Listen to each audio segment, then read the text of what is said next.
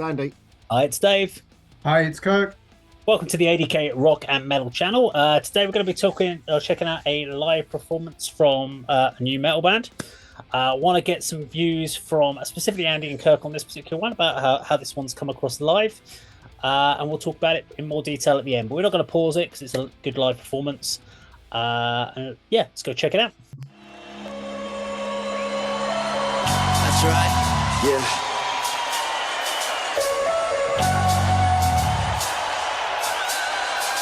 Can I get an encore? Do you want more? Cooking raw with the HD boys. And for one last time, I need y'all to roar. So what the hell are you waiting for?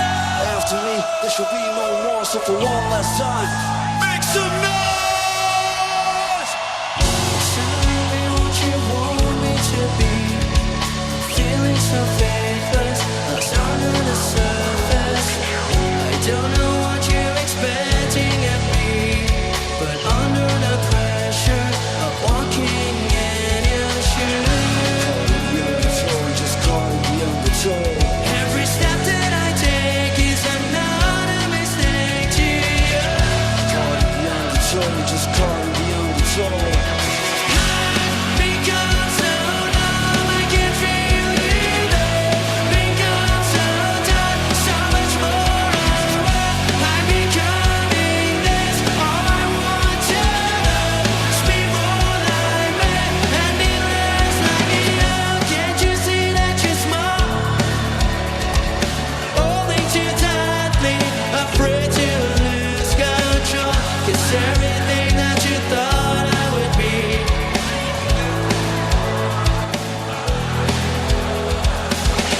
caught in the undertow, just caught in the undertow.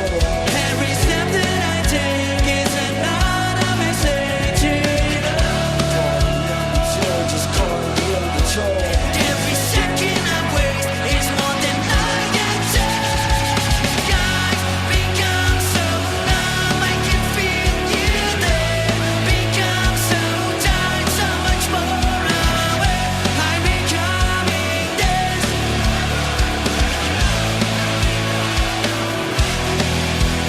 Like you, and I know I may end up, but I know you were just like me. We're somewhat disappointed in you. I've become so numb, I can feel you there. So much more aware. I'm becoming this. All I want to do is be more like me. I've become so numb. Tired of being what you want me to be. I've become so numb. Tired of being what you want me to be. Can I get an encore? Do you want more? Cooking raw with the HD boys. And for one last time, I need y'all to roll. So what the hell are you waiting for? After me, there should be no more. So for one last time, we will make some noise. Paso Barulo! Okay. Confused yet? Yes. So that was the song Numb by the band Hybrid Theory, which are a UK-based tribute to Linkin Park. And that was from their 2-hour set that they played to the 20,000 seat arena in Portugal. Fucking hell. So this is a tribute band that are playing stadiums. That's the reason why I've got it on here today, because we talk about tribute bands playing in pub venues, playing to 200-300 people, and people going. And we've asked the question about should tribute bands exist for bands that are a going concern, and because you go and see like Metallica cover bands and stuff like that. We've had recently going through Club 85, we had Motorhead, which makes sense. Motorhead doesn't exist, can never exist, and Linkin Park is in the same position with Chester's passing. That the band no longer really exists. So the question here is: one, do they do? And you can see that everything from the images, how the equipment they're using, they have tried to replicate Linkin Park down to every bits of their live performance, the dialogue, the crowd interaction. They've literally studied Linkin Park to give the best show. But the question is it a great thing that they're doing that to keep Linkin Park going? Even though they're not Linkin Park, should they write material? Because could they write material? Because they can't really, can they? Because then it wouldn't be Linkin Park. But so they'll be purely as a legacy, or are they purely bloodsuckers who are literally just knowing that Linkin Park doesn't exist? They've seen an opportunity and they've jumped on and gone, "Fuck it, we can make a mint here by doing this." And that's where my head went. I was like, I don't know if this is a really good thing because Linkin Park doesn't exist and they've given something out there, because they're not just doing a shitty version of it. They're actually putting the work in and trying to give the most authentic experience to the audience as they possibly can, even like with the backdrops, everything from the videos. They're trying to give a Linkin Park performance, but they're not Linkin Park. Kirk, over to you. They're not leeches. They're not parasitic. I think that's quite harsh. No, I didn't say they were. No, exactly. No, you said, can we explore these angles? So Yeah. that one, in my opinion, no. I don't think it's our place to accuse them of that. You wouldn't do this unless you were passionate about it, surely. I actually thought the first minute, I thought that was Linkin Park because of the arena setting. And then when I saw the singer, I was like, doesn't quite look like Chester Bennington. And then Mike Shinoda with the cap, that did at first. I was like, oh, he's aged a bit. And then the drummer looked just like him. So yeah, that was quite impressive. The bass player really looks like the bass player. I know, yeah, that's where I thought it was. Bass player for me, that made me double take, yeah. The bass player. So what a live sound that was. I wouldn't say this is wasted energy. They're still performing art, aren't they? Even if it's not theirs. And you're right, if they would start writing their own songs, that negates the reason for them existing, doesn't it, as hybrid theory? But even the equipment, I mean, they've put thousands into this band, haven't they? Just look at the rig that they were carrying.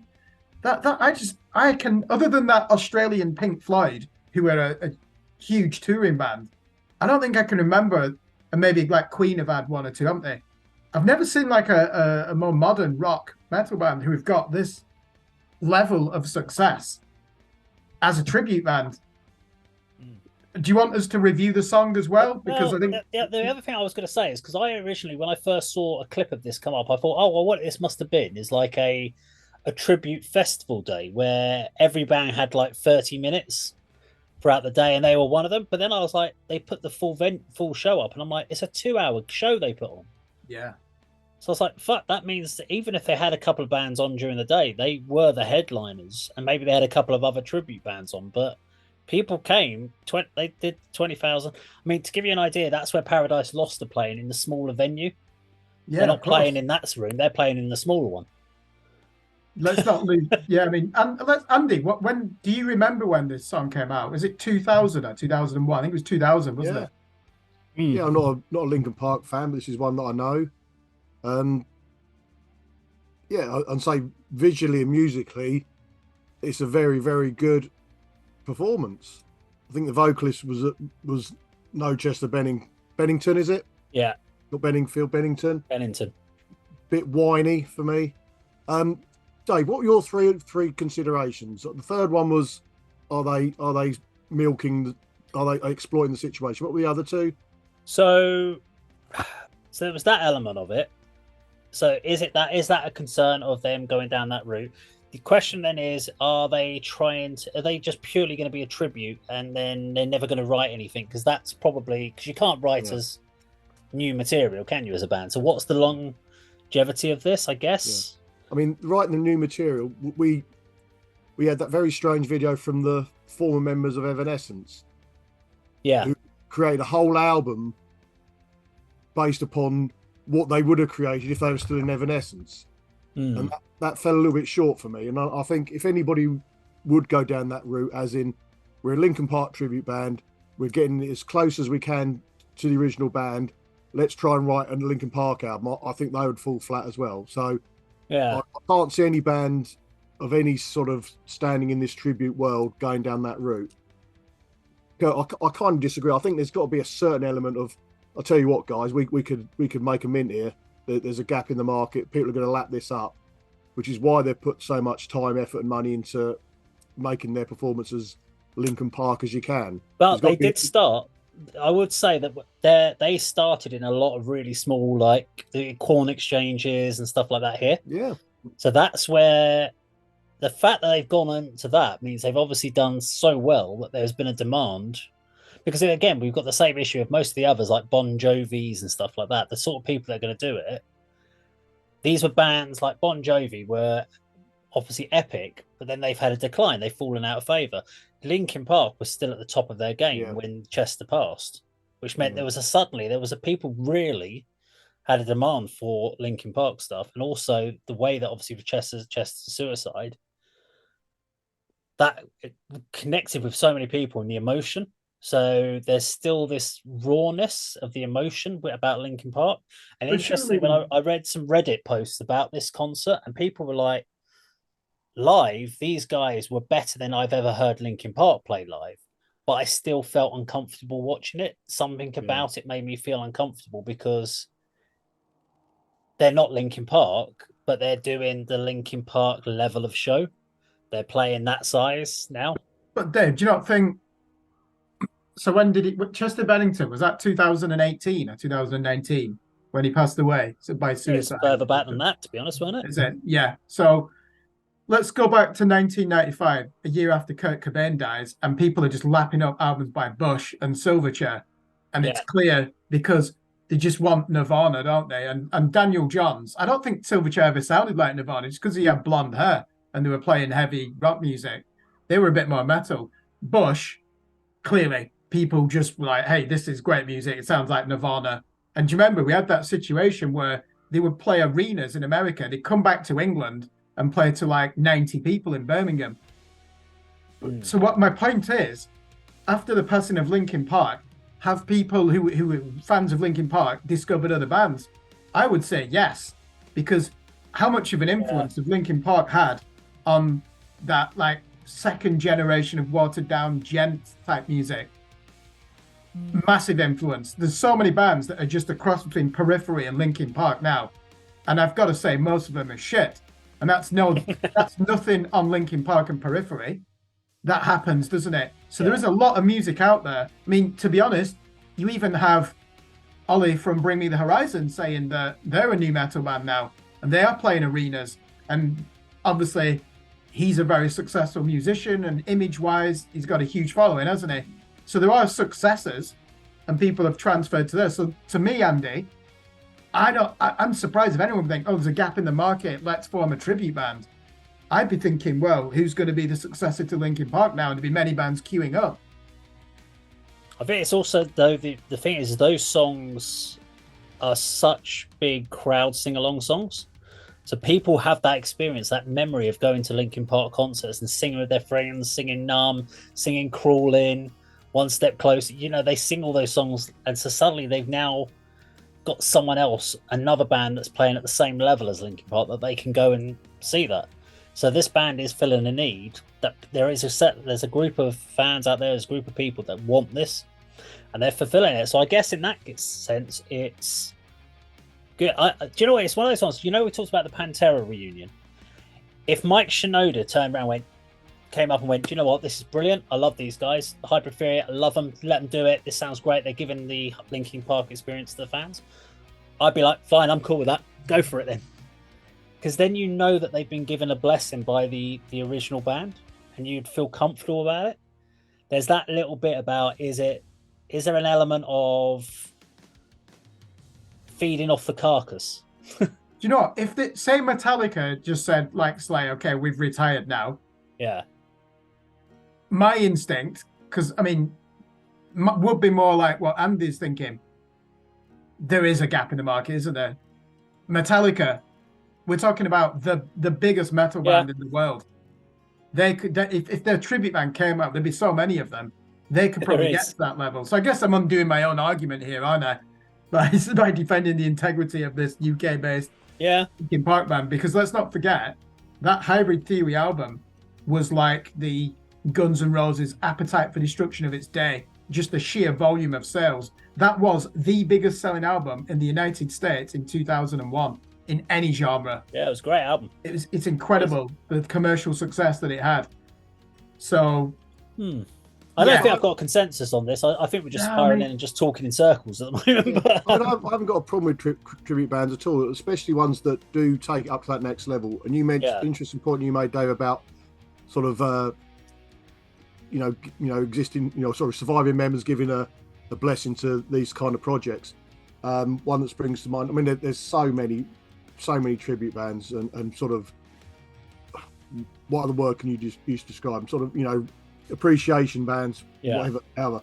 But I mean, there's a band called Kevin Riddle's Baphomet, which is basically a lineup including the original Angel Witch bassist Kevin Riddle's playing 1980s era and earlier Angel Witch songs with the blessing of Kevin Hayborn, which is great because many people, younger than myself, will not have seen that original Angel Witch material sung and played in that style. With Angel Witch is still going and releasing albums.